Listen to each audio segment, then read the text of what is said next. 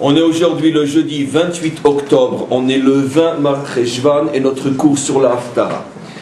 La Haftara nous amène dans un sujet et à l'époque du roi David et très précisément dans les derniers jours de sa vie. Le roi David a vécu jusqu'à l'âge de 70 ans, mais arrivé à cet âge, il est déjà épuisé et il a vieilli comme s'il en avait 100 et plus. Et la Haftara très brièvement, puisque bien sûr on va l'approfondir, la Haftara très brièvement nous parle du passage de pouvoir, du passage de la royauté du roi David à l'un de ses enfants que l'on connaît tous, le roi Salomon, le futur roi Shlomo. De quoi parle la Haftara? À part le fait que David étant très vieux, étant sur le point de se voiler, il faut qu'il passe sa royauté à l'un de ses enfants, mais plus précisément la Haftara nous dit que le passage de la royauté ne s'est pas fait sans difficulté, sans risque, sans danger, parce qu'effectivement d'autres enfants, comme on le sait, et ce qui est tout à fait normal dans une famille royale, d'autres enfants revendiquaient la royauté. On se rappelle, ce n'est pas le cas de notre Haftara, mais on se rappelle de la tentative, un véritable putsch de l'un des enfants de David, Avshalom, qui s'est soldé par une véritable révolte, une véritable lutte armée entre Avshalom et son propre père. Finalement, David a repris le dessus, Avshalom est mort, l'insurrection a été étouffée, mais on aurait pu croire qu'après Avshalom, les enfants se calment, et voilà que ça recommence. Un autre fils de David, cette fois-ci sans utiliser la violence, mais malgré tout déterminé à prendre la royauté, Adoniaou. Adoniaou est aussi l'un des aînés, celui qui était avant lui, Avshalom, est mort, et donc il vient tout de suite après Avshalom. Il est le plus grand des fils restants. David a beaucoup de fils, il avait 18 femmes. Et donc automatiquement, il pense que la royauté lui revient.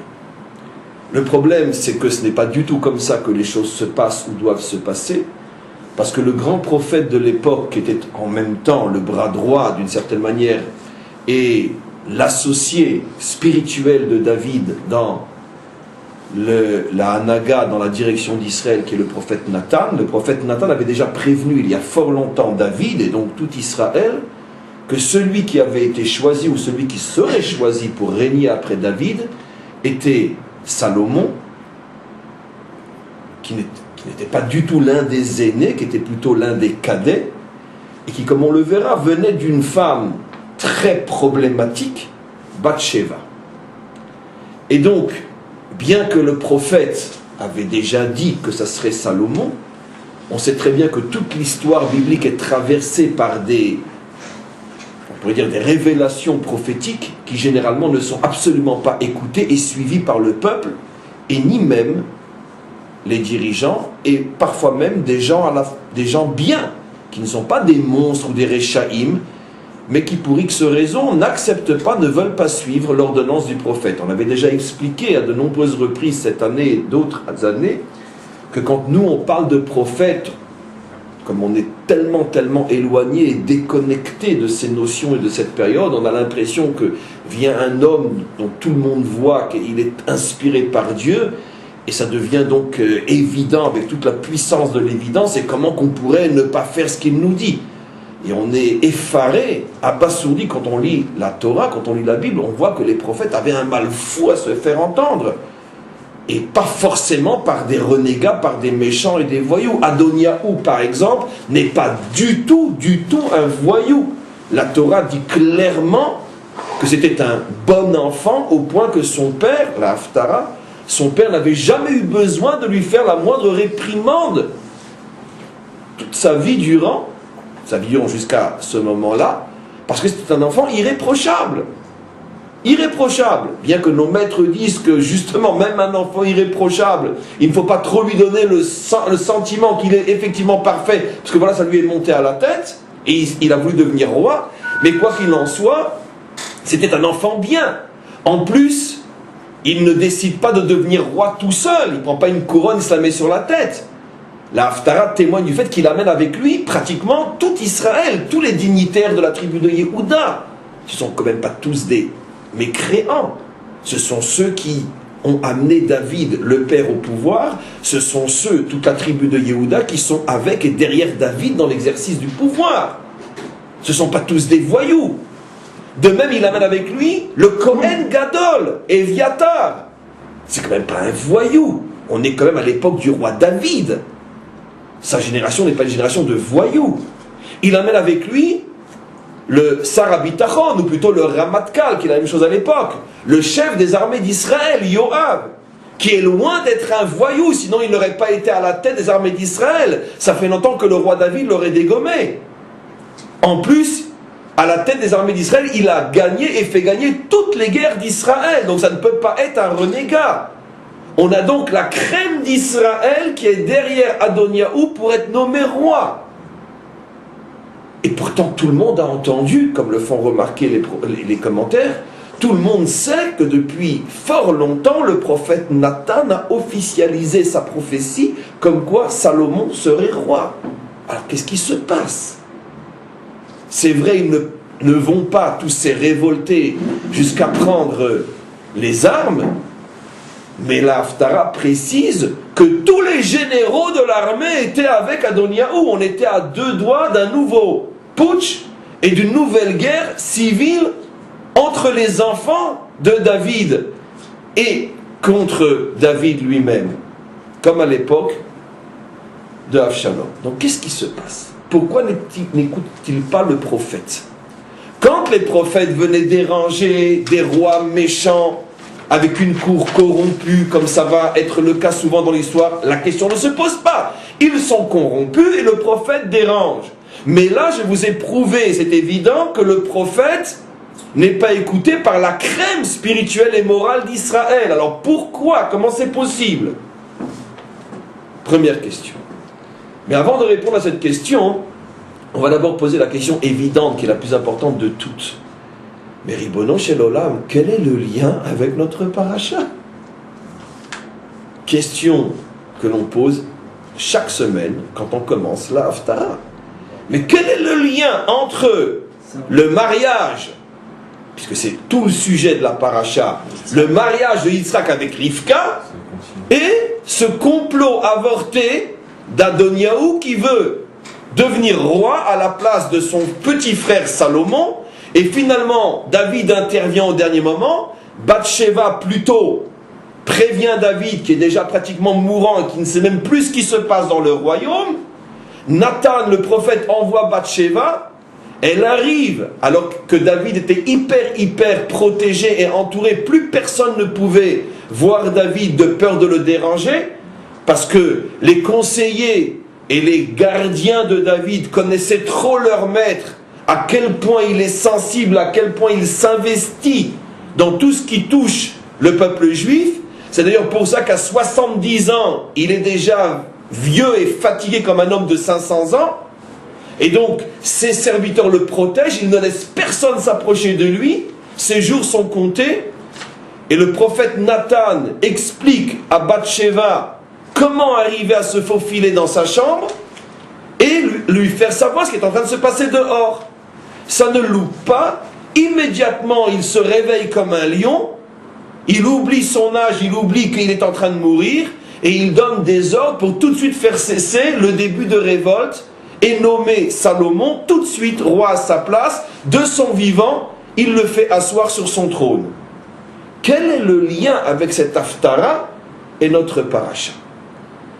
Alors le lien est d'abord formel et surtout fondamental. Formel, je vous ai déjà expliqué que nous devons à chaque fois trouver dans la Haftara au moins un passage écrit qui ressemble énormément au passage écrit qui est dans la Torah. Et effectivement, il y a deux versets qui permettent l'analogie, l'un dans notre paracha et l'autre dans la Haftara. Et cette analogie est bien sûr la clé qui va ouvrir le palais de la compréhension. C'est que dans les deux cas, l'histoire principale, dans notre paracha, le mariage, et dans notre Haftara, le complot contre la royauté, ces deux passages sont introduits par la même expression dans la paracha. Et Abraham était déjà très vieux et avait atteint la fin de sa vie, et il décida de marier son fils. Et dans notre Haftara, et David était très vieux et il avait atteint la fin de sa vie, et voilà que le complot. Les mêmes mots, Ve'Avraham zaken haya bayamim, Ve'David zaken haya bayamim. L'analogie est parfaite, les mêmes mots qui introduisent chacun un sujet. Mais tout le monde sait que ça ne peut pas suffire pour être le critère de choix de nos maîtres. Pourquoi ont-ils voulu absolument que l'on lise cette Haftara après cette paracha? On peut dire souvent qu'ils commencent les deux avec un verset utilisant les mêmes mots. Parce que si les sujets n'ont rien à voir l'un avec l'autre, ça ne peut pas suffire pour juxtaposer deux événements qui n'ont aucun lien fondamental, uniquement et seulement formel. Deux versets qui disent la même chose. Donc on est obligé de dire qu'il y a un lien fondamental, caché, mystérieux, profond entre ces deux événements, et c'est le sujet du cours d'aujourd'hui. En vérité, bien sûr, évidemment que le lien est tellement colossal qu'une fois que je vous l'aurai dit, vous verrez qu'on se demande comment on ne l'avait pas vu dès le départ. Bien qu'on parle d'époques différentes, bien qu'on parle formellement de sujets différents, là c'est un mariage et là c'est un problème de pouvoir et de royauté, fondamentalement on parle de la même chose et je vous explique. Dans notre paracha, on parle de quoi? Eh bien on parle du passage de pouvoir spirituel d'Abraham à Yitzhak. Mais pour que Yitzhak puisse véritablement prendre la place de son père et continuer le travail commencé par son père, il faut qu'il soit un homme accompli. Or, Adam she'en lo isha eno Adam. Un homme qui n'est pas marié n'est pas un homme. Donc automatiquement, Abraham s'entend qu'il est arrivé Baba Yamim à la fin de sa vie et que maintenant il doit se soucier de passer le relais à la génération montante qui est son fils Yitzhak. La première chose qu'il doit faire, c'est le marier. Exactement de la même manière, David a atteint la fin de sa vie et maintenant il doit se soucier de faire passer sa royauté à celui qui véritablement peut être son héritier. On commence à comprendre la comparaison. Mais la comparaison va beaucoup plus loin. Vous me direz, oui, mais David, il a je ne sais combien de fils, et tous veulent être rois. Abraham n'a qu'un fils, l'héritage est facile. Non. Parce que dans les deux cas, il y a une analogie énorme. Pour que Yitzhak soit l'héritier, comme j'ai expliqué, il faut qu'il devienne un homme. Pour qu'il devienne un homme, il faut qu'il trouve son âme sœur. Pas seulement qu'il se marie, parce que se marier c'est très facile, mais il faut qu'il trouve son âme sœur. Et là est toute la difficulté, parce que quantité de soi-disant âmes sœurs se proposent candidates. Et pourquoi pas moi? Et Abraham l'a compris. Son fils est en danger parce que l'âme sœur, la vraie, la seule qui fera que Yitzhak puisse être mon héritier, cette âme sœur, où est-elle? Comment la trouver? Bien qu'Abraham sait, c'est le cours d'hier, mais laissez-moi rentrer maintenant plus dans les détails. D'abord, il y a un grand problème. C'est que la fille la plus en vue, la plus apte à devenir la femme de Yitzhak, c'est la fille d'Eliezer. Eliezer s'appelle dans la Torah Damesek Eliezer. Et nos maîtres disent Damesek, c'est les initiales, les rachetevot de Dole ou Mashke Mitorat Rabo. celui qui puise la Torah de son maître et qui abreuve le monde. Eliezer était préposé, dit Rashi, par son maître Abraham, de transmettre tous ses enseignements, de les diffuser dans le monde entier. Il était nommé à la tête de la Torah d'Abraham. C'est pas seulement un serviteur, c'est pas seulement un intendant, c'est surtout et au-dessus de tous le représentant spirituel d'Abraham dans le monde. Comme tous les grands maîtres qu'on ne peut pas directement approcher. Ils ont un des élèves qui sont autour d'eux et qui d'une certaine manière filtrent entre le monde et le maître. Ça c'est Abraham. Abraham ne peut pas se donner à tout le monde. Il a besoin d'un filtre. C'est Eliezer. Et vous imaginez la grandeur de ce filtre pour avoir été choisi. Abraham lui fait une confiance absolue. C'est lui qui transmet d'Abraham au monde et c'est lui qui transmet du monde à Abraham. Un petit peu comme on a vu pendant des décennies le secrétaire du rabbi, Rav Groner ou d'autres. La confiance absolue, parce que si lui déforme, la transmission est tronquée. Donc on doit avoir, ça doit être forcément un homme dont le maître a absolument confiance. Maintenant, cet homme-là, Eliezer, a une fille qui est née dans la maison d'Abraham. Elle a reçu toute l'éducation donnée à la maison, à la famille d'Abraham. C'est une fille extraordinaire. En plus, elle a l'âge d'être l'épouse de Yitzhak. Et tout ce que je dis maintenant, et déjà depuis 5 minutes, c'est ce que dit Rashi, bien sûr. Quand Eliezer entend qu'il faut qu'il aille chercher une femme pour Yitzhak, il est choqué, il est blessé, il est brisé. Trop respectueux de son maître, il ne peut pas directement lui dire ce qu'il a sur le cœur, ou plutôt sur la patate. Mais son maître, qui est un prophète et qui connaît très très bien son élève, il lit dans ses pensées. Et avant même qu'il ne dise la question, le maître lui coupe tout de suite toute envie de la poser et il lui dit une chose absolument incroyable. Toi, tu viens d'un peuple maudit et mon fils vient d'un peuple béni. Ce qui est béni ne s'associe pas avec ce qui est maudit. Eliezer est un Cananéen. Canaan a été maudit par Noach. Abraham est un Shémite. Shem a été béni par Noach, donc par Dieu. Donc, il ne peut pas y avoir d'alliance éternelle. Au niveau de nos sangs, c'est absolument impossible. Bon, mais allons un petit peu plus loin.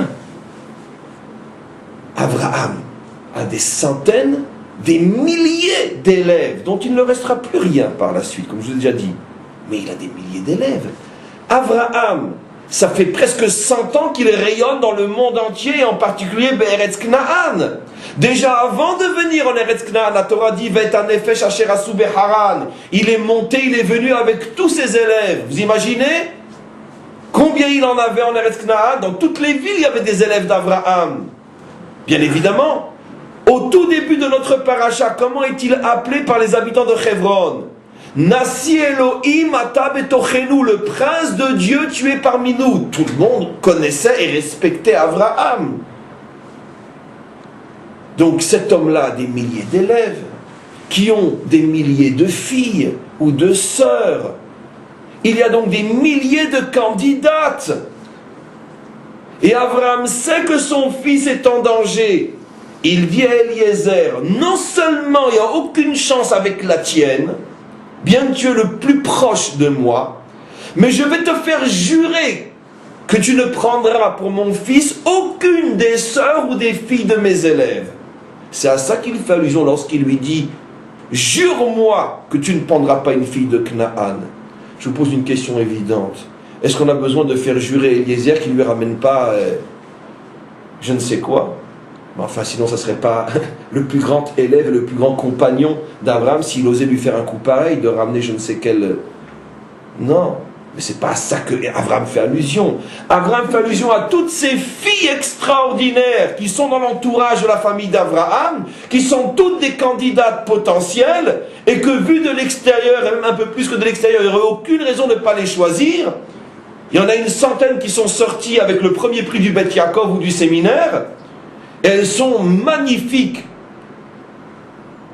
sur le plan bien sûr spirituel et moral. Pourquoi pas elles? Surtout que Abraham dit, écoute, je ne veux aucune de ces filles qui ont eu le tableau d'honneur à l'école, je ne veux pas ta fille qui est citée en exemple par tous les monothéistes de la génération, et tout le monde dit, si mon fils seulement pouvait avoir le mérite d'avoir une fille comme celle d'Eliezer, je veux que tu ailles chercher l'âme sœur de mon fils. Mais où, dis-moi où? C'est l'une des raisons pour lesquelles, ça je ne vous ai pas dit hier, Abraham ne lui dit pas clairement où, pour pas qu'il fasse un arrêt cardiaque sur place.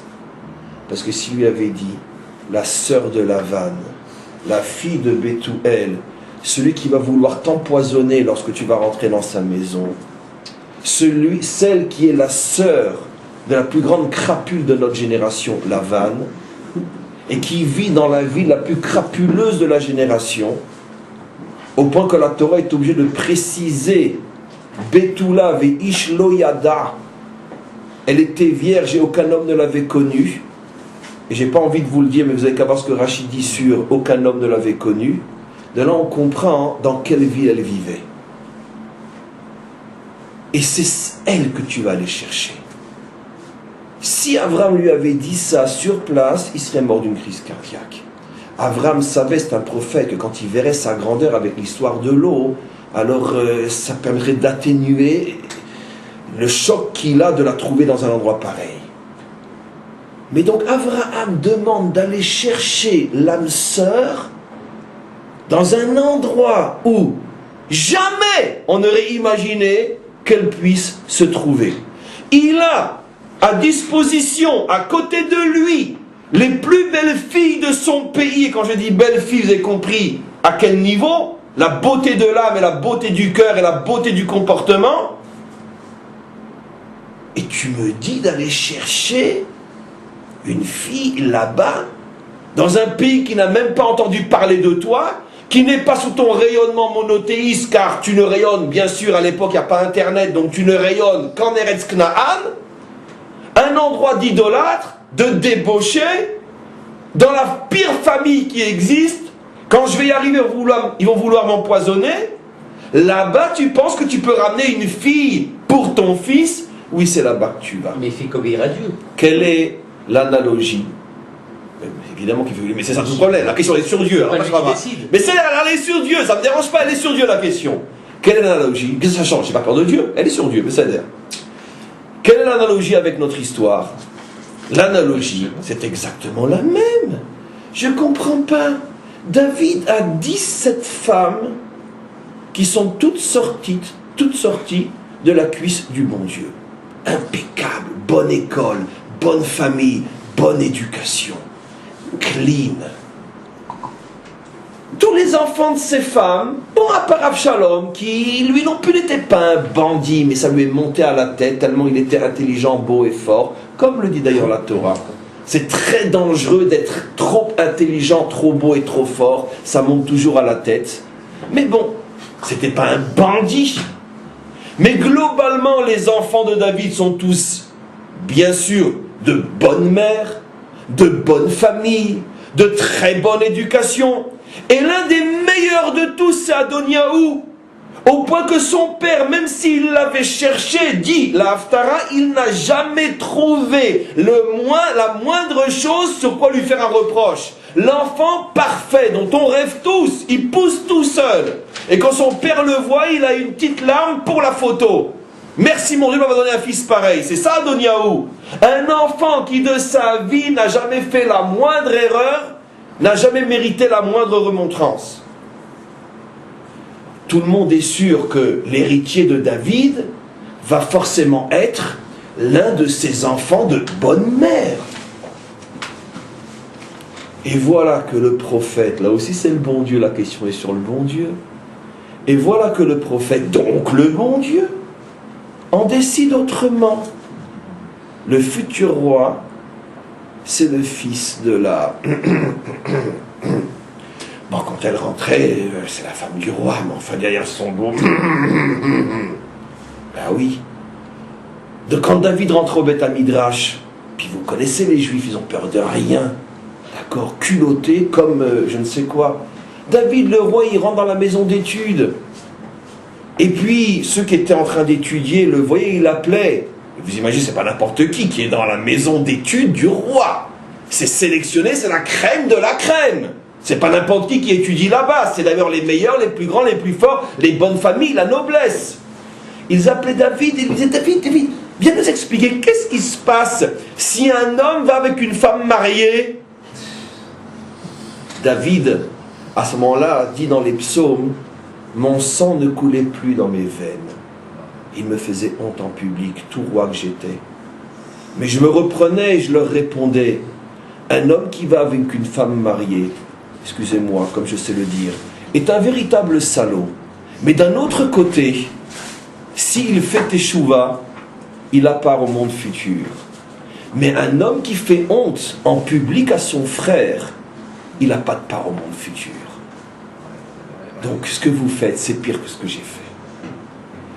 Donc, David, le roi, était insulté pour ce qu'il avait fait avec Bathsheba. Vous imaginez Bathsheba. Dès qu'elle passait et qu'elle avait le dos tourné, c'est là, etc. Vous imaginez son fils, Shlomo, c'est le fils de la... Ben oui, c'est comme ça qu'il a grandi, Shlomo. Bien sûr, évidemment. Tout d'un coup, vient le prophète et il dit à tous ces enfants de bonne famille, ça ne sera pas vous le prochain roi, ça sera le fils de la... Ça ne peut pas passer comme ça. Qu'est-ce qu'il pense Adoniaou? Qu'est-ce qu'il pense le général des armées? Qu'est-ce qu'il pense même le Kohen Gadol? Qu'est-ce qu'il pense tous les princes de Yehuda? Qu'est-ce qu'il pense tous ceux qui étaient derrière David? Peut-être que le prophète, il a pété les plombs. Parce qu'après tout, je veux dire, nous, on ne l'a pas entendu de Dieu lui-même, hein, c'est lui qui nous dit qu'il a entendu. Tout le problème des prophètes, c'est que ce qu'ils disent, quand ça dérange trop, on peut toujours se réfugier derrière le quoi. Après tout, c'est ce qu'il dit. Qu'il m'amène le bon Dieu, je voudrais bien l'entendre, moi, de la bouche du bon Dieu. Ben oui, c'est la porte de secours quand la prophétie dérange, on le sait très bien.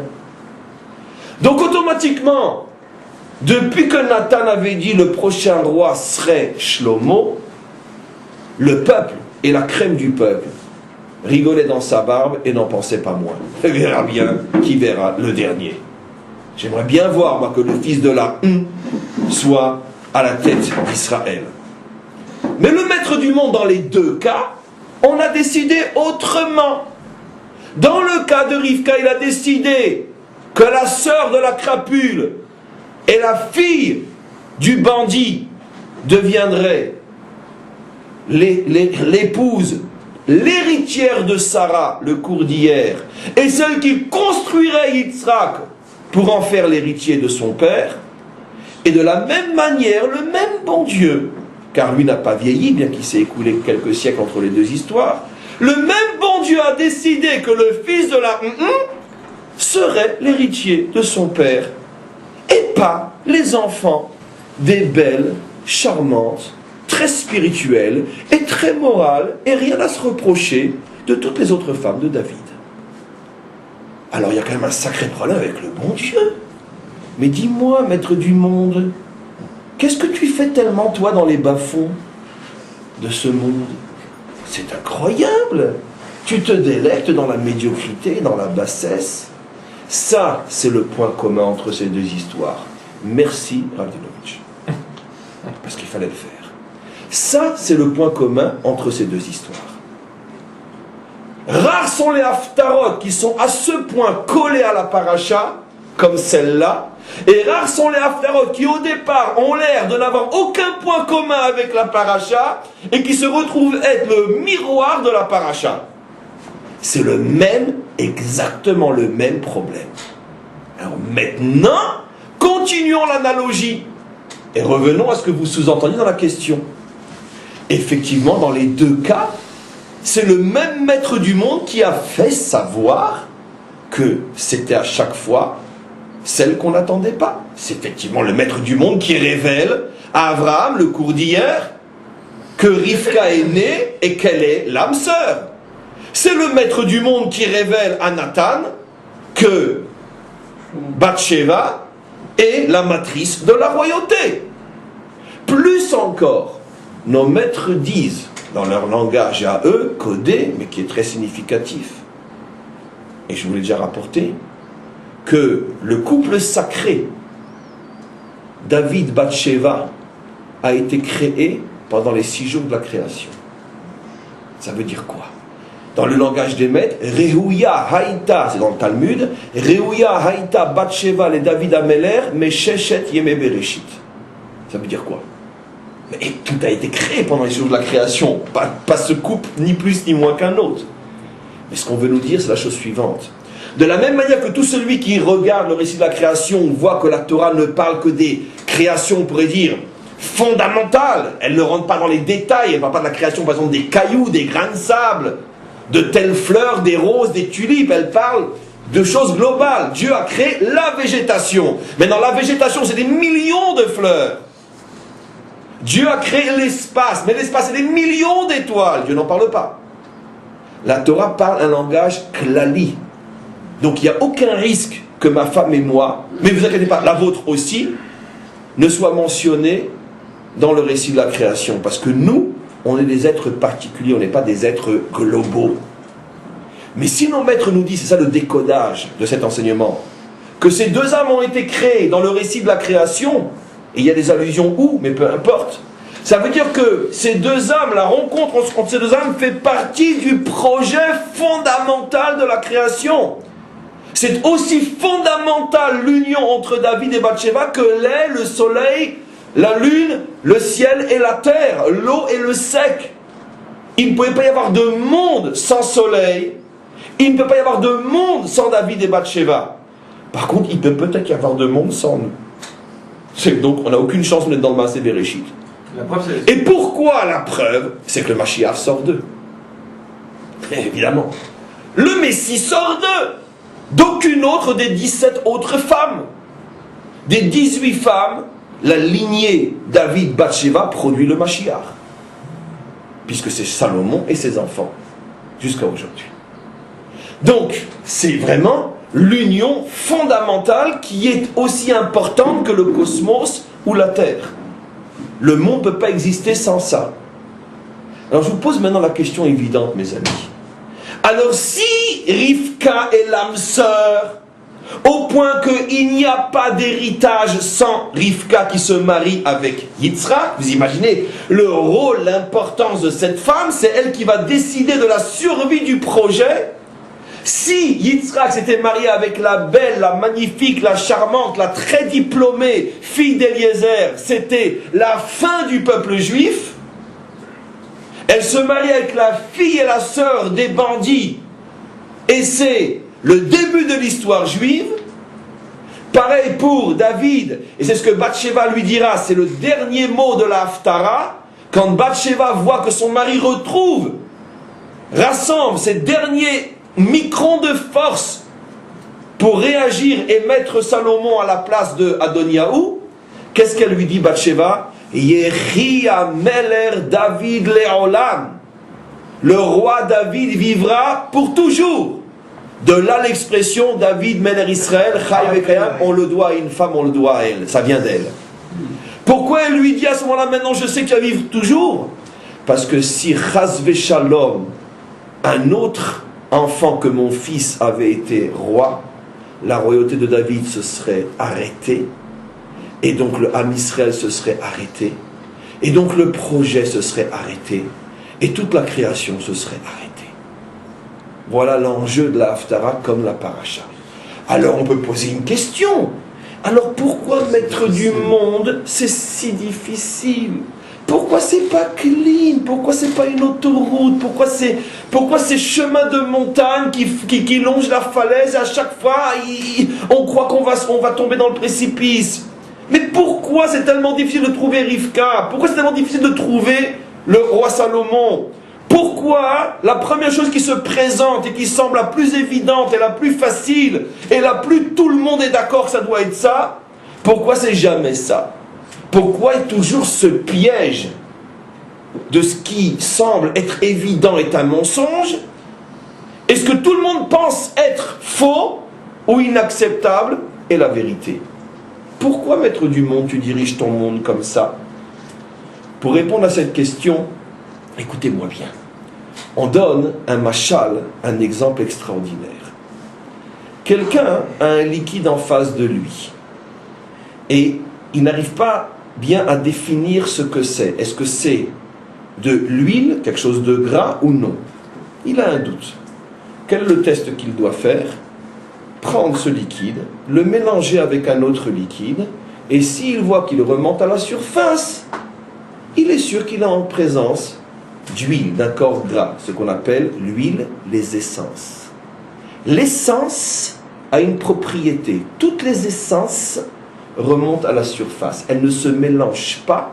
Tu as beau essayer de tourner, on a quelques jours de Hanouka, tu as beau essayer de tourner, elle remonte toujours à la surface.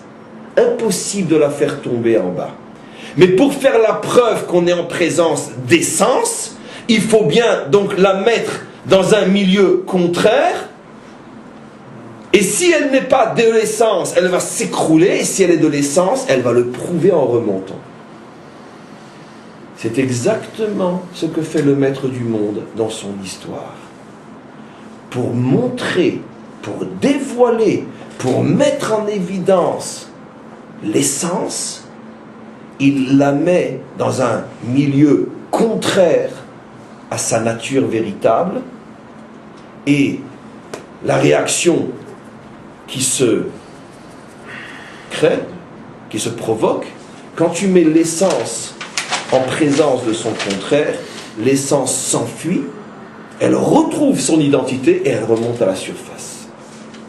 Par contre, si tu ne lui fais pas vivre cette expérience à l'essence, il se peut qu'elle ne saura jamais quelle est l'essence. Une goutte d'huile dans une bouteille d'huile ne saura jamais quelle est une goutte d'huile. Mais une goutte d'huile dans un verre d'eau saura quelle est une goutte d'huile. Parce qu'elle ne deviendra jamais comme les millions d'autres gouttes d'eau. C'est exactement comme ça que ça fonctionne. Lorsque le maître du monde a des âmes qui sont des âmes d'essence, ça veut dire des âmes qui sont au-dessus de toute tentative de les éteindre ou de les diminuer, de les affaiblir ou de les détruire. Qu'est-ce que fait le maître du monde? Il les met dans un milieu hostile, contraire à leur nature profonde, et c'est ce qui va provoquer une contre-réaction qui va mettre en évidence l'essence. Lorsque le maître du monde dispose d'une âme aussi extraordinaire que Rivka, et que le maître du monde veut prouver que seule elle, dans toute sa génération, va devenir l'héritière de Sarah, si cette âme-là naît dans la maison d'Abraham, si elle est la fille d'un de ses élèves, et que quand tout le monde la regarde, on dit « Oh là là, ce que j'aimerais moi avoir une belle fille comme ça !» Mais t'as encore rien prouvé. Parce que comme... Alors quoi? Tu voudrais que ça soit une dans la maison d'Abraham? Encore heureux qu'elle est comme elle est. Mais quand tu prends une âme pure et que tu la fais naître dans une maison d'ordures, et qu'elle n'a qu'une aspiration toute sa vie, maître du monde, aide-moi à trouver ce prince charmant qui m'emmènera sur ses ailes de lumière et m'aidera enfin à vivre comme une femme bien. Quand c'est ça son aspiration, alors qu'elle a autour d'elle que des modèles, allez viens, on va s'éclater. Allez viens, oh allez. Ça développe comme son ça. mérite en plus. Et donc automatiquement, ça fait jaillir l'identité, ça fait jaillir le mérite, ça fait jaillir l'essence. Et c'est ce que Hachem dit à Abraham. Abraham, ne te laisse pas avoir par l'apparence, cherche l'essence. L'apparence ne brille que quand le contexte le permet. L'essence apparaît quand le contexte ne le permet pas. C'est la différence fondamentale. Mes amis, qu'est-ce qu'il est resté des quelques centaines de milliers d'élèves d'Abraham? Vous en avez entendu parler? Vous savez comment Rachid, avec sa manière magnifique, résume ma question? Il dit, t'inquiète pas. Vous savez à quoi il ressemble? Tu prends une pierre, t'as beau la jeter de toutes tes forces en l'air, elle monte, elle monte, elle monte, elle monte, elle finira toujours par redescendre là où tu l'as. Pourquoi? Parce que toute leur grandeur était une grandeur d'apparence. Elle a besoin d'un contexte. Tant qu'Abraham est là, tant qu'Abraham brille, tant que le patriarche est là, mais toutes les âmes d'apparence montent comme des fusées dans le ciel. Mais dès que le modèle se voile et qu'Abraham est sous terre et que la seule chose qui reste à voir, c'est les Cananéens, très vite, la météorite, la fusée redescend et retourne là où elle aurait toujours dû être. Parce que l'apparence a besoin d'être stimulée par un contexte. Enlève-lui le contexte. Voilà. Vous savez, dans un autre domaine, on cherche toujours, et j'ai déjà expliqué dans des milliers de cours que c'est en soi une bêtise, on n'a pas besoin de se justifier. On cherche toujours à prouver que nos ancêtres habitaient cette terre. À chaque fois qu'on creuse un petit peu et puis qu'on trouve une pièce antique avec une inscription hébreu, alors là, vous voyez bien, c'est nous qui étions là, mais c'est écrit dans la même langue que nous aujourd'hui. Non, c'est vrai, c'est une preuve, pas une preuve. J'ai toujours de toute façon qu'en vérité, on a besoin de donner des preuves parce qu'ils savent que c'est à nous, mais ils s'en foutent. Alors, de toute façon, c'est pas un problème de les convaincre, c'est de la mauvaise foi pure, mais peu importe. Mais si déjà chercher des preuves, mais la preuve, la plus grande preuve, c'est pas celle-là. Vous connaissez un peuple qui pendant des millénaires est éloigné de sa terre, qui pendant des millénaires ne se désespère pas d'y revenir et qui finit par y revenir. Donnez-moi un autre exemple dans l'histoire. Un tout petit messieurs à l'ONU, un tout petit, et je me tais. Tout petit minuscule, mais rien qu'un petit, il n'y a pas. Le fait que sans terre, pendant 2000 ans, on ne l'a pas oublié, c'est bien la preuve que notre lien avec elle est un lien d'essence et non d'apparence. Et le lien d'essence ne se dévoile que quand le contexte n'y est plus. Là, tu as la preuve que cette terre est bien ce peuple, puisque ça s'est jamais produit dans l'histoire, un phénomène pareil. C'est pour ça qu'ils deviennent tous fous. Parce que les Français savent très bien que la France n'est pas à eux. Parce que c'est tout à fait conventionnel. Hein. Si demain les Chinois décident que la France est à eux, ben ça sera aux Chinois. Bien sûr. Et les Français d'ailleurs le savent.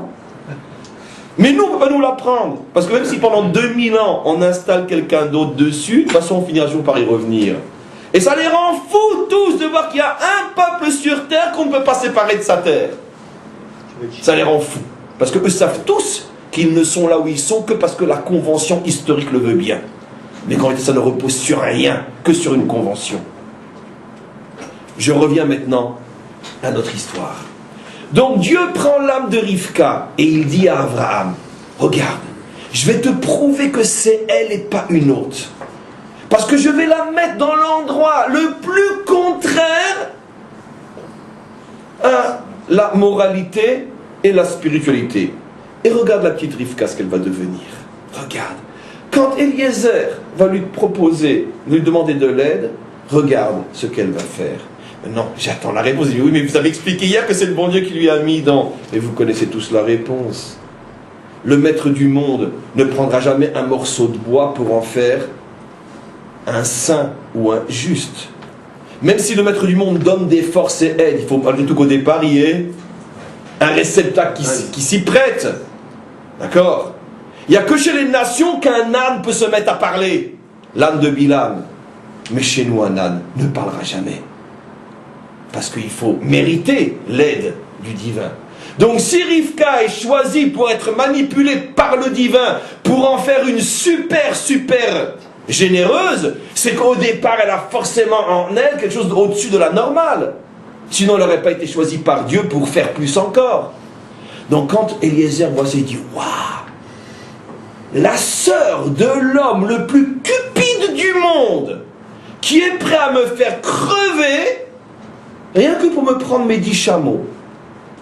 La sœur de l'homme qui, quand il a entendu que j'avais donné des bijoux à sa femme, s'est mis à courir. Et vous croyez que j'ai pas senti que quand il m'a enlacé, il essayait de quoi? De voir si j'avais pas de l'argent derrière. Et quand je lui ai parlé, il n'a pas seulement regardé si j'avais de belles dents, il a regardé si j'en avais pas aussi en or. Et elle, c'est la sœur d'un homme pareil. Elle, qui est morte de fatigue à nourrir mes 10 chameaux. Comment c'est possible? Parce que c'est une âme d'essence. Elle n'a rien à faire là-bas. Dieu ne l'a mis que pour prouver qu'elle est une âme d'essence et pas d'apparence. On revient maintenant à Shlomo. Mais c'est la même chose. La royauté, c'est une nature essentielle. On ne s'invente pas roi comme tous les dirigeants d'aujourd'hui. C'est purement conventionnel. Soit parce que c'est un vote, soit parce que c'est une dictature. Ça repose sur des caprices électoraux, ça repose sur la plus belle publicité, sur le parti qui a le plus d'argent, si c'est aux États-Unis par exemple, où c'est pas limité. Ça repose sur le sourire que tu vas apprendre à faire, sur la manière dont tu vas monter l'escalier ou serrer 2 mains en même temps. Ça repose sur des conventions, ça repose sur rien, sur du vent. Mais chez nous, la royauté, c'est une royauté d'essence. On est pour être roi.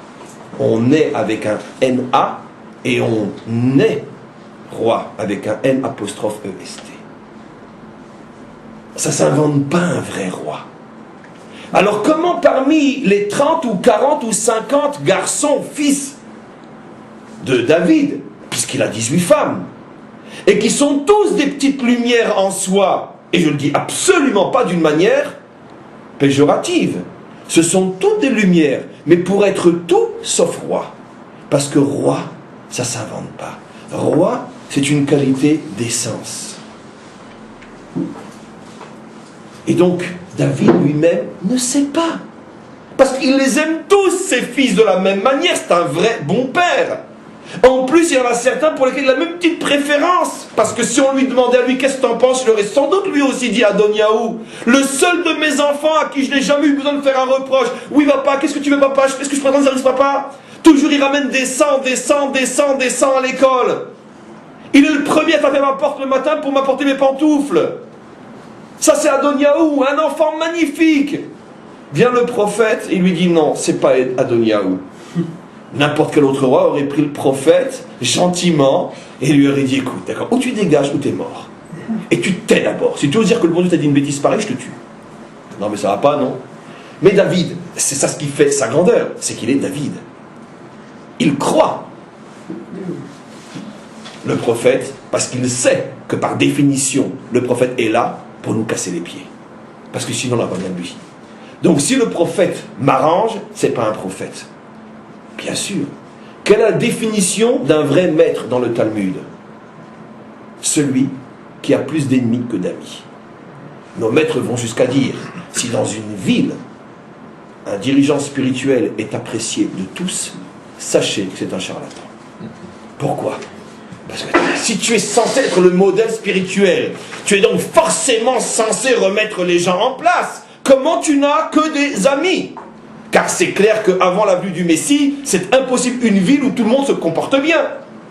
Et en principe, la majorité se comporte pas bien. C'est la nature du monde. Donc comment tu peux avoir que on a un rabbin, quel rabbin, mais il est magnifique ce rabbin, tout le monde l'aime dans la communauté. Et alors quand c'est qu'il joue vraiment son rôle de rabbin? Quand? Les maîtres du Talmud, mes amis, tenez-vous bien, lorsqu'ils se faisaient enterrer, comme Rivka hier, demandaient à leurs élèves de ne le faire savoir à personne pour pas que leurs ennemis se réjouissent et fassent un banquet. Ça, c'est les maîtres d'Israël.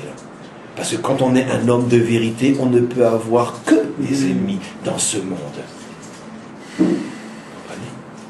Donc, c'est pour ça que David, lui, il sait très bien que le prophète ne peut que le déranger. Parce que c'est pour ça qu'il est prophète, pour emmerder le monde entier. Sinon, il n'aurait pas été prophète. Donc, quand le prophète dit à David, tu sais, on va maintenant, j'ai reçu la prophétie, quel est le prochain roi? David déjà dit, ouais, c'est lui, c'est vrai, c'est lui. David, enfin, franchement, ça ne peut pas être lui. Sinon, je ne viendrai pas t'annoncer qui c'est. Alors c'est qui? C'est peut-être... il en avait d'autres enfants. Il avait un qui s'appelle Daniel, qui était une lumière, qui était un géant dans la Torah, le fils Daniel. Alors c'est Daniel? Non, c'est pas Daniel non plus. Alors c'est qui? C'est Shlomo. Oh non, tu me fais pas un coup pareil! Pas Shlomo! Toute ma vie j'ai souffert, moi, de cette femme et de cet enfant, pas eux! Oui, c'est Shlomo. Ah, t'es un sacré vrai prophète, toi, hein. Tu dis toujours le contraire de ce que tout le monde attend. Et c'est comme ça que l'histoire a commencé. Alors pourquoi Shlomo? Parce que pour faire sortir l'essence d'un roi, il faut la faire sortir de là où personne l'attend. Parce que s'il sort de la reine une telle, de très bonne famille avec des enfants tous prêts pour la photo, c'est le contexte qui fait de un roi. C'est l'apparence, c'est pas forcément l'essence. Mais prends la seule femme que, comme par hasard, on n'invite jamais quand il y a à faire des photos de famille. La femme, l'abandonnée, la délaissée, celle que aucune des autres ne veut se montrer à ses côtés. Prends le fils, qui quand il voit ses frères jouer dans la cour, descend pour jouer avec eux, puis tout d'un coup il décide, non, on arrête la partie. Faudrait pas qu'on voit qu'on joue avec Shlomo, c'est le fils de là. Prends-le lui. Lui, il n'a aucun contexte qui peut lui permettre de devenir roi. Il n'a aucune apparence. S'il devient roi, c'est parce qu'il est dans son essence. Il est né avec une essence de roi. Et effectivement, il va le prouver, il va devenir le roi modèle, même pour toutes les générations. De tous les rois d'Israël, il n'y en a que deux que toutes les nations connaissent. David, c'est évident, et Shlomo. Les autres, ils n'ont même pas entendu leur nom, sauf ceux qui lisent la Bible, bien sûr. Et pourtant, il y en a eu plein d'autres, et même de très grands. Et pourquoi? Parce que l'un, c'est le modèle de la loyauté, fidélité, et l'autre, Salomon, c'est le modèle de la véritable puissance d'Israël pendant 40 ans au moins. Et donc, c'est sûr que lui était véritablement l'essence même d'un roi. Tout cela... Vous posez une question? Ouais, c'est quand même étonnant quand même, puisque on dit que David a été chercher Bathsheba en sachant que de lui, d'elle, descendrait la future descendance du Mashiach. Donc il devait savoir au fond de lui-même. Pourquoi quand Nathan est venu lui dire pourquoi c'est celui-là, il ce que vous dites, on savait, les choses ne sont pas aussi évidentes que ça. Lui, il savait. Non, vous dites qu'il savait. Moi, ce que je peux vous dire, c'est que quand David l'a vu, il a senti quelque chose de très, très, très fort, qui, finalement, l'a pris en otage, lui a, d'une certaine manière, bloqué son sens, sa réflexion, et qui l'a poussé à se précipiter à faire quelque chose qui, si son intelligence, et Dieu sait qu'il en avait fonctionné normalement, il aurait tout simplement attendu. Parce que, qu'est-ce qui s'est passé? Mais j'ai encore trop de choses à dire pour m'étendre trop. Quand David l'a vu, il y a eu l'appel d'âme, il a senti quelque chose de très fort, il a senti c'est elle, je la connais. Exactement ce que je vous ai dit, ce qui s'est passé hier avec Rivka. Quand elle a vu Yitzhak de loin, elle est tombée du chameau. Mais c'est un verset incroyable, c'est marqué, elle est tombée du chameau. Elle s'est cassée la figure. C'est le coup de foudre. Pourquoi? Le choc des âmes. Ah, pourtant elle l'a jamais vu. Et je pense qu'on respecte quand même suffisamment nos mères et nos pères pour ne pas penser que c'était un coup de foudre à la hollywoodienne. Nahom, c'est vraiment le choc des âmes. Elle est tombée du chameau. Parce que ces deux âmes qui se retrouvent après peut-être des siècles de séparation, des millénaires de séparation, depuis qu'ils ont été créés, il s'est écoulé 2000 ans, au moins depuis la création du monde selon le langage biblique. 2000 ans de séparation, ils se retrouvent enfin. C'est un choc pour elle, elle ne supporte pas le tombe du chameau. Quand David a vu Bathsheba, il a senti, mais bien évidemment, que c'est son âme sœur. Mais il est encore loin de savoir que c'est d'elle que va sortir le Messie, etc., etc. Ce qu'il aurait dû faire, et c'est ce qu'on lui a reproché, puisque son mari est à la guerre, si tu penses vraiment qu'elle est à toi, eh bien laisse faire le bon Dieu. Malheureusement, ça existe qu'on meurt à la guerre. Pourquoi tu as besoin, toi, de remplacer le bon Dieu? Pourquoi tu as besoin, toi, de prendre sa place et de le faire mettre en première ligne? David ne l'a pas tué. On finit par l'oublier aussi. David a seulement demandé qu'on le mette en première ligne. Mais dites-moi, mais en même chose, quoi, tous nos enfants qui sont en première ligne meurent? Comment vous avez dit une chose pareille? Mais réfléchissez avant de parler. La même chose. Et comment nos commandos, nos enfants, quand ils reviennent tous morts? Non, jamais de la vie. C'est pas la même chose. Simplement, c'est clair que dans l'ordonnant. La marche avant. Arrêtez de poser des questions bêtes. Dans la question dans la demande de David de le mettre en première ligne, il y avait effectivement la marchava que j'aimerais bien qu'il meure. Mais il ne peut pas remplacer le bon Dieu. Et si le bon Dieu décide qu'il ne meurt pas, combien d'entre nous ont des enfants qui sont en première ligne et pour Hachem qui reviennent toute leur vie? Il n'a pas dit tuez-le, il n'a pas dit tirer dans le dos, il a dit mettez-le en première ligne. Seulement comme sa marchava était qu'il meurt, sur cette mauvaise pensée il a été jugé. Mais quoi qu'il en soit, qui c'est qui l'a tué? David ou le bon Dieu? Qui a tiré dessus? Un des nôtres ou un des leurs? Un des leurs. Qui a guidé la flèche? Le bon Dieu. Alors c'est pour ça qu'on a dit à David, espèce d'andouille, puisque de toute façon tu vois que le bon Dieu veut te la donner, pourquoi tu as besoin de faire des choses qui vont être après interprétées comme? Parce que qu'est-ce que vont dire les hommes? Après ils diront oui mais c'est David qui l'a mis en première ligne. Il n'y aura pas forcément un raf comme moi qui dira m'arrêtez de dire des bêtises, et même s'il l'a mis en première ligne, pas lui qui l'a tué. Mais comme les hommes sont méchants et petits, et ils vont retenir que la petitesse lui met la mis en première ligne. D'accord, c'est nul de le mettre en première ligne, mais c'est quand même pas lui qui l'a tué, c'est le bon Dieu qui l'a tué. Mais comme c'est David, on le juge sur une pensée. T'as eu une pensée qu'il meurt? Sur ça t'es jugé. T'es David. David, il ne peut pas arriver à ce niveau-là, descendre à ce niveau-là. Il a été jugé pour sa pensée. Donc c'est sûr que David savait, bien évidemment, quand il a vu qu'il est pris par une force qui l'empêche de réfléchir, qu'il n'arrête pas de faire de bêtises. Bien sûr que David savait que cette précipitation va lui jouer un mauvais tour. Bien sûr qu'il savait que le monde entier va parler contre lui. Vous avez vu ce qu'il a fait, il a pris son mari, la première ligne.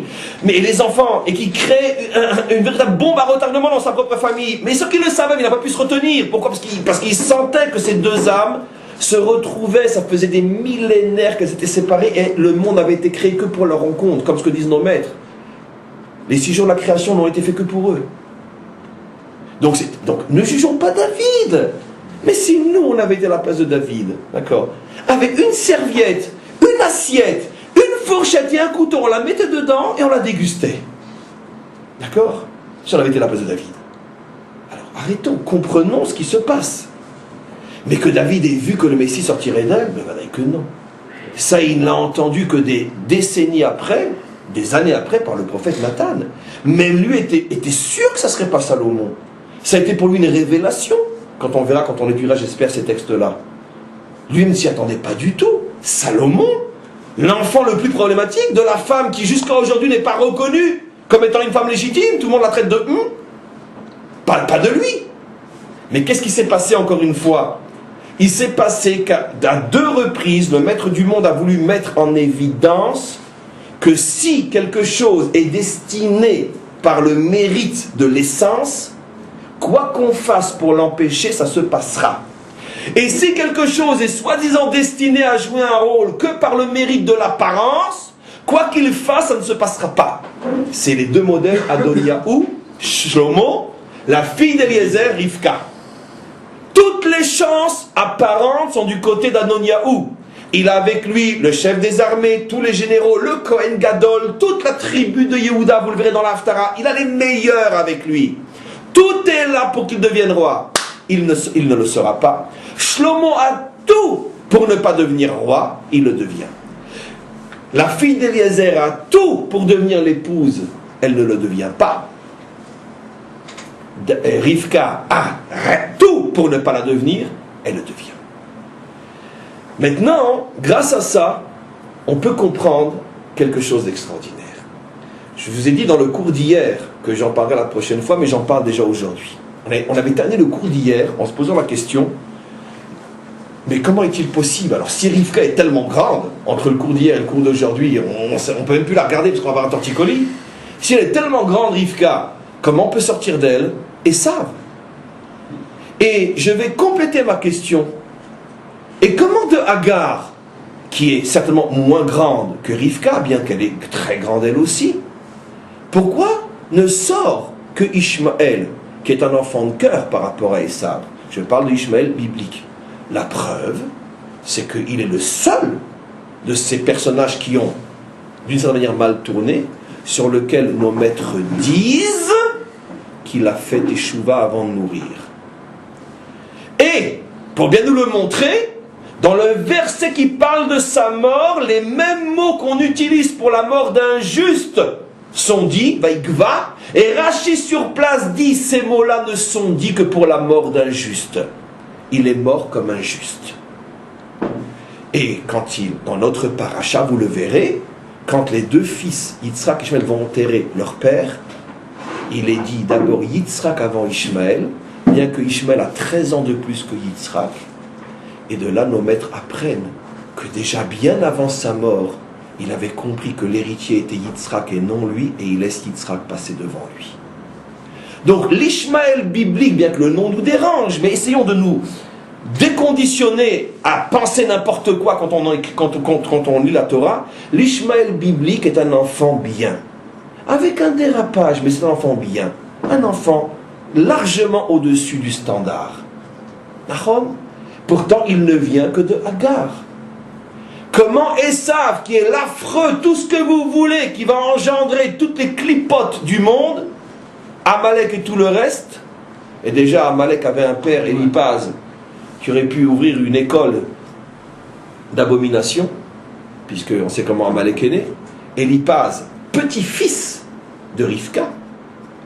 Éliphaz va aller avec la fille, la femme de Séhir, la princesse, la reine de Séhir. Avec elle, il va avoir une fille qui s'appelle Timna. Il va reprendre sa fille, il va aller avec elle, et ensemble, ils vont avoir Amalek. Double mamzer, double bâtard. Bâtard par l'inceste, bâtard par l'adultère. Ça, c'est Éliphaz, le petit-fils de Rivka. Ce n'est que le petit-fils. Rivka, ma chérie, comment tu fais? Comment tu fais dans ton ventre pour avoir une ordurerie pareille? Alors que Hagar, l'égyptienne, elle a sorti un enfant dont on rêverait tous d'avoir plus ou moins le même, l'Ishmaël biblique. Alors, comment c'est possible? Avant de répondre à cette question, je vais en poser une autre, sans entrer trop dans les détails et en restant volontairement codé. Comment se fait-il que dans l'histoire, des milliers, des centaines de milliers de convertis sortent de Esav, et on peut compter sur les 5 doigts de la main ceux qui sortent d'Ishmaël? Comment c'est possible? Attends, je ne comprends pas. D'un côté, Esav, c'est le modèle de l'abomination. D'un autre côté, les plus grandes lumières de notre histoire sortent de lui. Rabbi Meir, pour ne citer que de lui. Des lumières incroyables. Ishmaël est un enfant standard, très bien, avec des hauts, des bas, mais qui termine très bien sa vie. Rien, par rapport à nous, ne sort de lui. Rien. 5, 10 dans l'histoire. Je ne suis même pas sûr qu'il y en a 10. Comment c'est possible? Il y a ici quelque chose d'extrêmement intéressant à comprendre comme mécanisme, et j'explique. Écoutez-moi bien. On a expliqué que les âmes d'essence, comme Rivka, pour pouvoir se réveiller, pour pouvoir être stimulées et montrer ce qu'elles sont, elles ont besoin d'être mises dans de la saleté. Et c'est la saleté qui provoque le rejet, parce que leur nature ne supporte pas la saleté. Il se peut d'ailleurs que si Rivka, une âme comme elle, était née dans la tribu d'Abraham, elle serait peut-être pas devenue aussi grande qu'avec un père et un frère comme elle avait. Tout le monde comprend que c'est ce que je veux dire en vérité. Parce que ces âmes-là ont besoin d'être stimulées par la force contraire. C'est ce qu'on appelle le phénomène de la teshuva, tout simplement. Mais je ne vais pas parler de ça parce que ça va minimiser ce que je dis. Maintenant, quoi qu'il en soit, prenez de l'huile, reprenons l'exemple de l'huile. Prenez de l'huile et mélangez-le avec des petits morceaux de bois, donc des saletés qui n'ont rien à faire là-dedans. Il est clair qu'au bout d'un certain moment, l'huile se purifie entièrement, elle remonte à la surface et le bois est en bas. Mais quoi qu'il en soit, dans le verre, il y a toujours de l'huile avec du bois. Donc si après tu prends ce verre et tu t'en sers pour assaisonner ta salade, tu auras à nouveau des morceaux de bois dedans. Donc il y a une séparation qui se fait, très nette, car l'essence ne supporte pas la saleté. Mais d'un autre côté, la saleté est toujours là. Il va falloir qu'elle s'en aille. Maintenant, écoutez-moi bien. Supposons que quelqu'un voudrait définitivement séparer les saletés de l'huile. Qu'est-ce qu'il va faire? Il va verser doucement, jusqu'à ce que 99% de l'huile soit passée propre d'un autre côté, dans un autre verre. Et dans le fond, va rester les résidus de bois. Ça y est, on a enfin séparé. Mais d'un autre côté, les résidus de bois sont aussi, eux, avec des gouttes d'huile. Donc il va falloir faire 2 fois le tri. Quelle merveille! Premier tri, séparer globalement l'huile de la saleté. Deuxième tri, extraire de la saleté les quelques gouttes d'huile qui restent dedans. Mais c'est des gouttes d'huile qui sont exactement de l'huile comme l'huile qui a déjà été prise. Vous avez tout compris. Pourquoi continuer? C'est tout le cours. Comment de Rivka peut sortir Esav ou Amalek? Et parce que c'est de l'huile qui a été mélangée à des saletés. Et bien que l'huile s'est mise d'un côté, les saletés de l'autre, c'est encore une même entité. Et donc, automatiquement, premier tri qui va s'opérer, écoutez-moi bien, l'huile d'un côté, les saletés de l'autre, Yaakov et Esav. Mais d'un autre côté, dans les saletés, il y a plein de gouttes d'huile qui ne sont pas moins huile que celle qui a déjà été triée la première fois. Et c'est quoi toutes ces gouttes d'huile? C'est toutes ces âmes merveilleuses qui, dans l'histoire, vont continuer à se séparer de la saleté et vont revenir chez nous. Rabbi Meir, c'est ça. D'accord? Même le prix Nobel ne suffit pas pour une explication pareille. Il n'y a pas de prix dans ce monde pour une explication pareille. C'est toute l'histoire du monde. Ça veut dire quoi? Ça veut dire qu'en vérité, ces étincelles qui reviennent sont exactement la même chose que celles qui ne sont jamais parties. Seulement le tri se fait en deux fois. Il y a d'abord un tri global qui est la naissance du peuple juif. Deuxième tri qui lui dure toute l'histoire parce que ce sont des gouttes qu'on ramène à chaque fois, qui sont toutes ces gouttes d'huile qui sont encore dans la saleté. Et qu'on ramène les unes après les autres. Jusqu'à ce qu'on ait terminé de nettoyer, de tout récupérer. Et à ce moment-là, c'est la délivrance finale, comme disent nos maîtres, que le dévoilement du Messie dépend de la dernière goutte ramenée. Un instant. Maintenant, vous comprenez pourquoi, de l'autre côté, chez Ishmaël, qui est un enfant bien, d'un autre côté, il n'y a pas de converti. Pourquoi? Parce que ce n'est pas le même phénomène. Ishmaël, c'est pas de l'huile mélangée dans des scories qu'on essaie de trier. Ishmaël, c'est dès le départ une nature plus ou moins bonne qui est née de Hagar. Pourquoi il ne peut pas y avoir de convertis d'Ishmaël, pratiquement? Et parce que un non-juif ne pourra jamais devenir juif. C'est une goutte d'huile qui revient dans l'huile. C'est-à-dire c'est une goutte juive qui revient dans la matrice juive. Mais si au départ on n'est pas juif, on ne peut pas le devenir. Donc Ishmaël n'est pas né d'une structure mélangée, il est né en soi d'une matrice qui s'appelle Hagar. Donc il ne peut pas y avoir de goutte qui puisse revenir de là-bas. Donc il a un avantage, un inconvénient. D'un côté, un avantage, c'est que dans sa structure de départ, il est infiniment plus élevé que la structure de Esav. Mais d'un autre côté, Esav contient des gouttes d'huile et lui il n'en a pas. Et si de temps en temps on en trouve, c'est que parce qu'avec l'histoire et les mariages et les viols et machin, etc., et il fait que ou des filles violées, des enfants violés et des enfants volés qui tout d'un coup, beaucoup plus tard, se rappellent qu'ils sont juifs, peu importe. Comment qu'on peut compter, comment qu'on peut comprendre le phénomène de la conversion même chez Ishmaël? Tout simplement, un enfant volé de ses parents qui a été éduqué chez Ishmaël, et puis comme c'est une âme juive qui se cherche sans le savoir, dans les générations à venir, tout d'un coup, va sortir un jeune Ishmaël qui va vouloir devenir juif. Pourquoi? Mais ce qu'il ne sait pas, c'est que son arrière-grand-mère était juive. C'est ça la seule possibilité. Tandis que chez Esav, le phénomène de la conversion vient d'ailleurs. C'est qu'à l'origine, dès le départ, se trouvent là-bas des millions de gouttes de chez nous. Vous comprenez? C'est la seule différence entre nous et les convertis. Il n'y a aucune autre différence.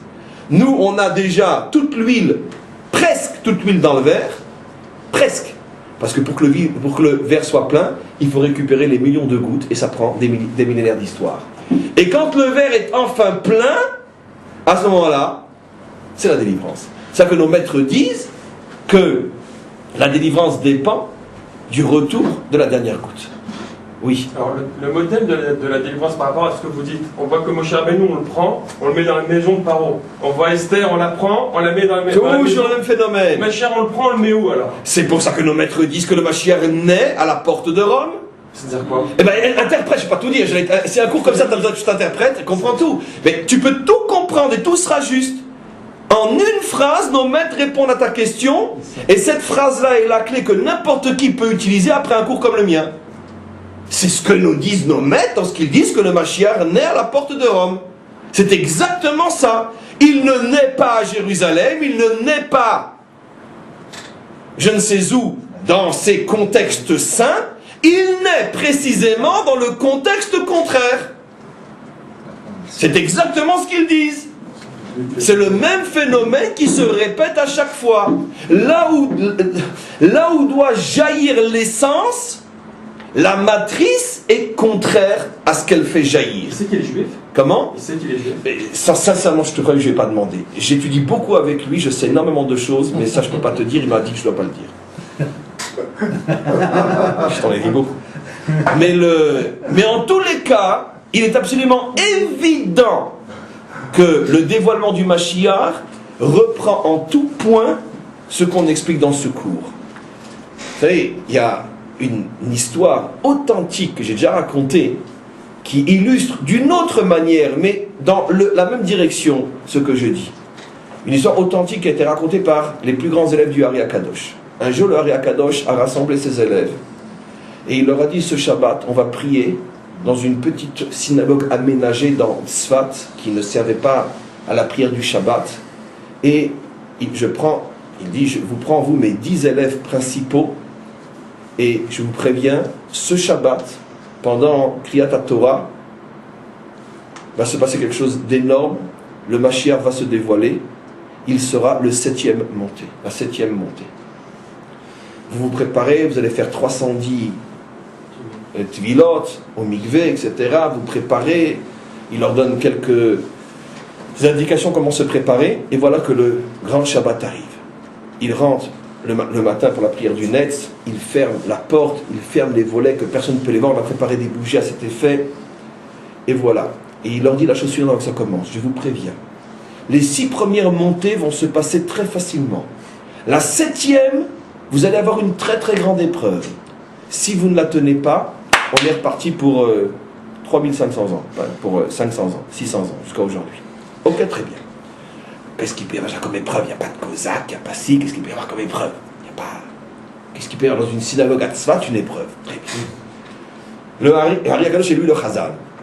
Arrive la première montée. Yamod à Kohen Agadol. Il est Kohen, Abraham. À Kohen Agadol, Abraham Avinu. Et tout d'un coup, il va y rentrer un vieillard blanc, là. Abraham, notre père, qui mérite la première montée. Il est Kohen, comme on le sait. Il monte, il a ta chesed. Ils sont tous comme ça. Imagine, attention. Deuxième montée. Yamod Halevi Hagadol. Qui est Lévi? Gvura, Yitzhak. Lévi arrive. Encore plus beau que le premier. Toute la majesté de la Gvura. Presque ils s'évanouissent tous. Le troisième, Tiferet, bien sûr. Yaakov, papa. Celui c'est le vrai papa. Les autres c'est grand-père et grand-papa. Lui c'est papa. On est les enfants de Yaakov. Papa, tout le monde se lève, tout le monde veut embrasser un papa. Bougez pas. Après, le 5e, le 4e, Netzar, Moshe. Oh, tout le monde s'évanouit. Moshe, nous ne vivons que de ta bouche, ta Torah, Moshe. Aaron, Kohen Gadol, 5e montée. Yosef, Yesod, 6e montée. Ils sont presque au bord de l'évanouissement. Mais ils se rappellent tous que maintenant, attention, il y a l'épreuve. Le Hari les prévient. Attention maintenant. Le sort d'Israël est entre vos mains. Plutôt entre vos lèvres. Vous allez comprendre pourquoi je dis ça. Et tout d'un coup, le Hari je dis Ya'amod Hadonenu Malkenu Hamelech David. 7e montée, Malchut. Et tout d'un coup, il y a une fenêtre qui saute. Le volet, on voit un bouffon qui rentre et qui fait des calipettes et qui saute comme ça, et puis qui bave sur sa barbe, et puis qui se met sur les genoux des Talmidim, et puis comme ça. Et tout le monde se met à rire. Tout le monde n'en peut plus. L'explosion de rire. Et à ce moment-là, 2 larmes qui descendent des yeux du Ari Akadosh. Vous n'avez rien compris. On est reparti pour un grand tour. Tout se voile, il n'y a plus de 7e montée, tout est fini. Ici, de décoder le sens de cette histoire. Les 6 premiers rentrent tels qu'on les attendait, et mieux encore, vedette. Le 7e, c'est un petit bouffon qui fait rire tout le monde. Personne ne peut le prendre au sérieux. Et effectivement, il n'est pas pris au sérieux. Tout le monde se met à rire. Les bandes d'andouilles, vous n'avez rien compris. Vous attendez quoi comme Messie? Le Fils de Dieu peut-être? Non, c'est pas ça le Messie. C'est pas ça. Il viendra pas comme vous le voulez. Il viendra pas comme vous l'attendez. Il viendra et surprendra tout le monde. Et personne n'y croira. Et vous savez pourquoi il doit venir comme ça? Parce que si on n'accepte pas d'être surpris par lui, on n'acceptera pas d'être surpris par son maître. Qui est qui? Le maître du monde. Parce que c'est quoi le maître du monde? Si ce n'est autre que celui qui nous surprendra toujours, parce que toujours et toujours et toujours, il pensera, dira et fera le contraire de ce que tout le monde pense, dit et fait. Et c'est parce qu'on ne le supporte pas, il est insupportable, mon Dieu. D'accord? C'est pour ça qu'on l'appelle le bon Dieu. D'accord? Comme si, en l'appelant comme ça, on souhaite qu'il nous laisse tranquille. Parce qu'en vérité, l'appellation que le monde entier lui a donnée est cette feuille de vigne qui cache le vrai problème. On est tous tellement dérangés par lui qu'on l'appelle le bon Dieu, hein, sois gentil avec nous. Hein. Parce qu'on ne le veut pas tel qu'il est. Et bien c'est ça, la délivrance finale. C'est-à-dire que le monde entier va être surpris par le dévoilement de quelque chose et de quelqu'un qui ne correspond en rien à ce que tout le monde attendait. Chacun projette ses fantasmes sur la manière dont il voudrait la délivrance finale. Et moi je le voudrais un petit peu avec une barbe semi-grisonnante, ni trop noire, ni trop blanche. Et alors les papillotes, elles seront devant l'oreille ou derrière l'oreille, ou sous la kippa, ou peut-être pas de papillotes du tout. Il sera Sfarad ou Ashkenaz. Le problème c'est que si les Sfarad, les Tunisiens et les Marocains, ils vont s'entretuer. Ashkenaz, n'en parlons pas, entre les Chassidim et les Litaïm, c'est la fin du monde. Donc chacun vient avec sa connerie et s'imagine le Messie tel qu'il le voudrait.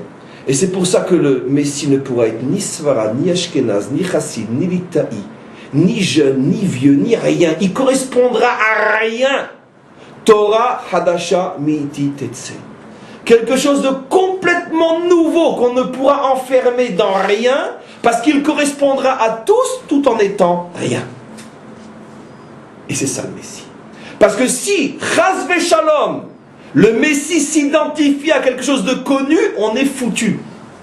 Pourquoi? Parce que tous ceux qui n'appartiennent pas à ce connu diront, mais c'est pas notre Messie à nous. Donc il faut forcément que ça soit un homme qui englobe tout, sans s'identifier à rien. Et c'est pour ça qu'il va surprendre comme un bouffon, parce que ça fait rire tout le monde, ce genre de personnage. Et donc tout le schéma de la paracha, de la haftara, de tout ce qu'on a vu aujourd'hui, c'est ce schéma qui nous prépare finalement au dévoilement final. Et c'est pour ça que les derniers mots de Bathsheba sont Yehi Ameler David Leolam. David est le modèle. Et pourquoi je termine, bien que j'aurais pu consacrer 2 heures de cours sur ce que je vais dire? Parce que dites-moi, mais le roi David lui-même, il est devenu roi de la même manière. Quand le seul de tous les prophètes après Moshe qu'on appelle le Roé, celui qui voit, Shmuel, le prophète, il se faisait appeler dans sa génération le Roé, celui qui voit. Ça plaisait à tout le monde parce qu'il voyait bien, sauf à quelqu'un, à son maître, le vrai, le seul, le maître du monde, qui lui attend, qu'il attend au détour. Tu te fais appeler le voyant, toi? On va voir qui c'est qui voit. Il l'attend au détour. Ce que je dis, c'est un midrash, un rachi d'ailleurs. Le jour où il l'envoie chercher un roi parmi les 8 enfants de Yishai, qui vont tous défiler devant lui, et il attend le déclic prophétique qui lui fait savoir que c'est lui. Arrive le Béchor, le plus beau. Avant même qu'il se pointe devant lui, il le voit de loin et dit « Zé Mashiach lifnei Hashem » c'est lui le Messie. Hachem lui dit, dis-moi, nettoie tes lunettes, tu vois rien du tout. C'est toi le voyant? Toi on t'appelle le voyant? Bah à ton âge, je crois que tu deviens myope. Hein? Non, lui il n'est pas le Messie. Arrive le deuxième, plus beau que le premier, élancé, grand. Il arrive, il serre les 2 mains, tout le monde en même temps, il monte les escaliers comme un fauve. Il est sûr que c'est lui! Je lui dis, mais enfin, tu vas pas recommencer la même bêtise qu'avec le premier, mais nettoie tes lunettes, va voir l'oculiste, c'est pas lui. Tout se passe, il n'y a pas le déclic prophétique. Alors je me dis, mais je comprends pas alors, tu t'es trompé d'adresse, maître du monde, il n'y a pas de roi ici, d'après ce que tu me dis. Il demande au père, dis-moi, t'as plus rien à vendre? Le père dit, ouais. J'en ai un que j'ai même pas voulu amener parce que j'ai un petit nul tout rouquin, là, comme ça. Qu'est-ce qu'il fait dans la vie? Il fait paître les boutons, les moutons. Bon, amène-le, hein, on sait jamais. Ah, t'es sûr? T'as dû te tromper, ça ne peut pas être là. Mais amène, on sait jamais. À peine il arrive, David, le prophète le voit de loin, il dit, mon Dieu, je t'en supplie, pas lui, on dirait Esav. Un petit rouquin avec des yeux sanguinaires. C'est marqué dans le texte. Alors, Hachem lui dit, c'est même plus de la myopie, c'est carrément de la cécité, tu vois plus rien. Mais c'est lui, Zemachia Lifne Hachem, celui que personne n'attendait, celui auquel personne ne croyait. C'est lui, David, le petit bouffon. C'est lui qui va devenir le Messie. Vous comprenez? Et donc cette histoire montre bien ce que ça veut dire. C'est-à-dire, mes amis, d'accord? C'est Cendrillon, ça. C'est Cendrillon, c'est tout ce que vous voulez. Mais en tous les cas, Baruch Hashem, que ça nous ouvre les yeux et qu'on puisse voir ce qu'il faut voir, car les dévoilements sont de plus en plus forts. Et changez de lunettes et vous commencerez à voir.